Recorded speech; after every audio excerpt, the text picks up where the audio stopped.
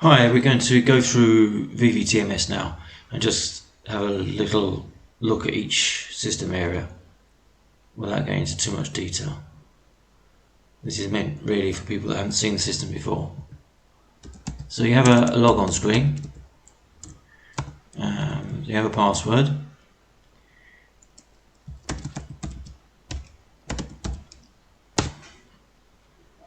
and once you're through the password, you get what we call the navigation screen. So this is the main menu system for all the system areas. So at the top you can see who you are and where you're logged on at. This is the quite an important piece of information here, which is the physical location or the machine name. And the system uses this sometimes to know who is logged on. And then you see some 5 or 6 different groups. The first of them, they're all controlled by different parts of your access profile, except the first one, which says user, which is just everybody has access to this. I think the first one I will look at is the system admin. And here you see the first thing is set access permissions. So I'll have a look at the user permission screen.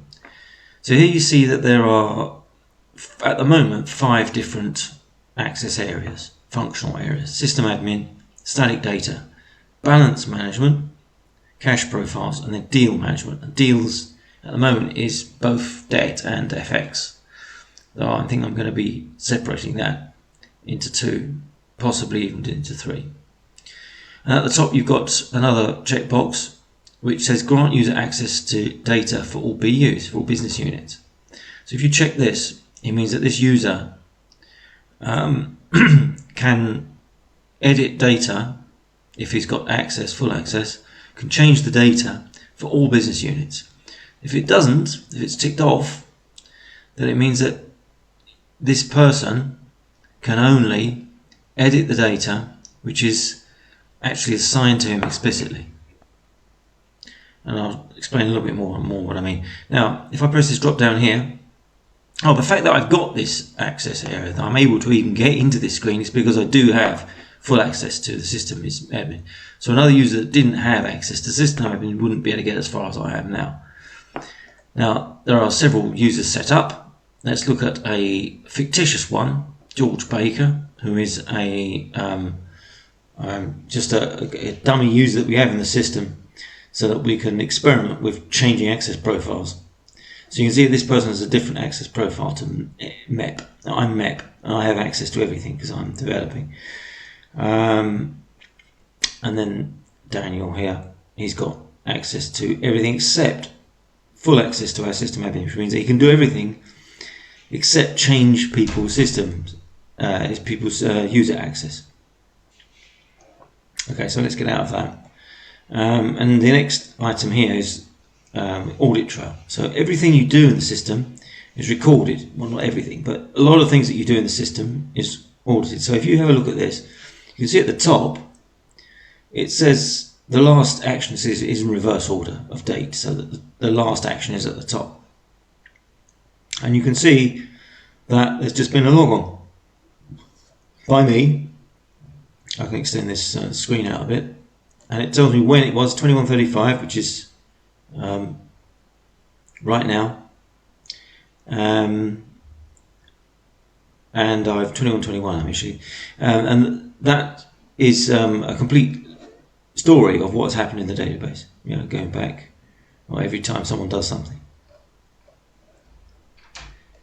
Then we have. So let's go to the user area. Now, in the user area, you can review your own access permissions. So you get the same screen as you do there, which would mean that anyone could have a look at this. Even if they didn't have any access to system admin, they could at least look at their own access permissions. The next thing they can do is to set their own functional environment. Now, what this means is, it says user functional environment. So it's the directories that are used for each system area, each functional area. So for example, for balance import, the system needs to know where to find files, where to archive them, and what the file name would be. Now I can set that for myself, and my colleague who's sitting on a different machine, has got a different environment, he can set something else up for himself. So that's why it's called user functional environment, because it's the environment. It's the environment that's the environment variables that are relevant for each user and for each function. Right, and then finally you can change your own password by putting in your old password and then your new one and confirming it. Right, so let's look at the actual business data, starting with static data. So that means parties and accounts. Under parties, if we open that up, there's a very basic screen here that's it's due for improving, and I'll show you later what I mean by that. So here we have all the business units. So we've got anything with an I here, party type of I means internal. So they're all the business units, and then here are the banks at the bottom. So they have a party type B for bank. And they've got several things that are associated with them, a name, in the case of the business units, what region they're in and what division. And then there's a very interesting variable here, a field here called responsible user. And I've set myself up, MEPP, that's me, I've set myself up as being the designated responsible user for these three business units, 1136, 1137, and 1618. I'll show you why in a minute. But basically the idea is that I'm pretending to be a field user who has responsibility for those three business units, for inputting their FX deal requests or for changing their account details, that kind of stuff.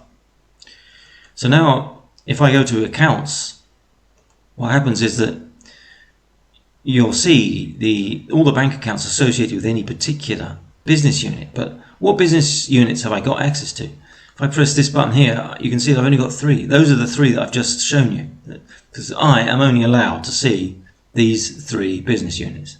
So if I click on this one, I get the accounts for that business unit. Yeah. Now, if I had that variable set up that I showed you at the beginning, let's go back to it now. Access permissions. If I had this clicked on, then that would mean that I could see everybody.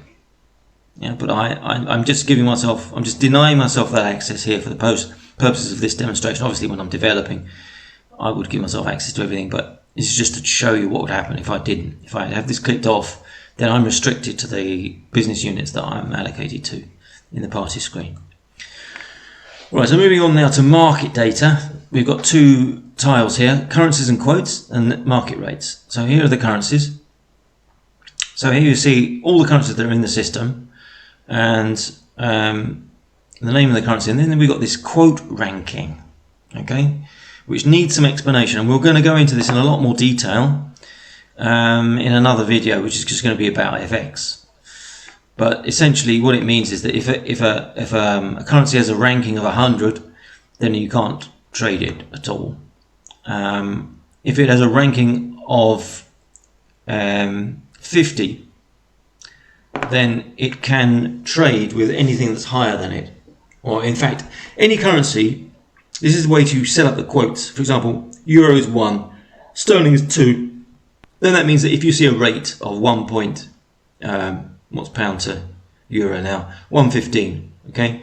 Then what does that mean? No, it's the other way around, isn't it? It's 0.85. You see a rate of 0.85 for euro to sterling. That means that 1 euro is worth 0.85 sterling. And then when you see a euro to dollar rate, it will be, let's see, dollar is ranking number 3. We'll go into this a lot more later, but it's a way of the system to understand which way round an FX quote is, how it should be understood. And here we have the actual rates. Now these are all against dollars. Now they're all in, even the currency that can't be traded in FX pairs. The rates are still there because the system still needs to be able to convert any flow into any currency. It can do that simply by dividing one rate by another. You will get the cross rate. So if you wanted to know halves against Indian rupees, It'd be unlikely. That's not Indian rupees. That's Indian rupees. If you want a half against Indian rupees, you divide one by the other, and you would have that cross rate. But you can't trade that combination on the FX because they haven't got the correct rankings. As I say, we'll go into that more later. All right, balances. Another functional area. Here we have the worst screen in the system. I need to improve this because at the moment it's just a long list of balances and accounts. And what I want to do next is improve this screen so that it has a drop down like the accounts, and then to implement the segregation, which I haven't done yet for balances. But once I've implemented that, then it will mean that again, me in my current permission set, I would only be able to update the balances for those 3 business units that I'm assigned to. We then have an import balance function. What that does is this is bulk imports. The idea is that we're looking ahead to the time that we implement MT940 bank statement import. These directories come from the user functional environments, which I showed you. And what's going to happen is we're going to read the button. We just press this button, and it attempts to process a file and read in the data from a file and turn that into balances. So if I press this, I think I'm going to get an error here because either there's no file there. No, there is a file there. Right, there is a file there, but it's detected an account that hasn't been set up in the database. So it means that there's an MT940 identifier in that file, and the system doesn't recognize it. So the mapping is not there to map it onto an account in the system. So it's telling you it's not going to import the file. You don't have to worry about the file being partially imported. It's been rejected, and you have to go back and deal with that problem before you can import again. Right, now moving on to debt. That's loan advances against facilities. So there's a couple of labels here, the facility type and then the rate index, and then those are objects that are going to be used on the facilities screen. So here is the list of facilities that we've got, and then the idea is that you trade against them. So an advances screen here. We used to have data in here, but I think it's been deleted. But if you wanted to add a deal, you just, not that one, let's choose another one. There are a Citibank facility for 3284. Add a deal, and it allows you to add the deal, and it defaults in fact, not just defaults, but it sets the lender and the currency, because those are properties of the facility. So we don't want people editing that. So you could put in what you like. I don't know, let's put in some data. We won't necessarily save this. Delt date, choose a date. Let's say it's then. This has to be later. Let's give it a few months.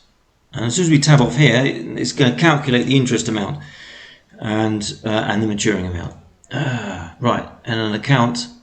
There's no account set up for. That's strange. That's something I need to look at. There's supposed to be an account here, obviously. I need to put in an account for it to settle. And obviously there's no account set up for this business unit in that currency, which is strange, because if there's a facility, they should have an account for it. I have to check that out. Yes, we do want to cancel this screen. Let's get out of this. And let's move on to the next section, which will be FX.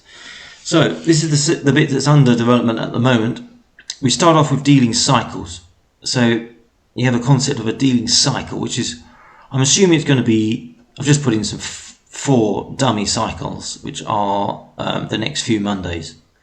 And the idea is that you input deal requests in a particular cycle, and then the Treasury Centre will trade those positions off in FXall.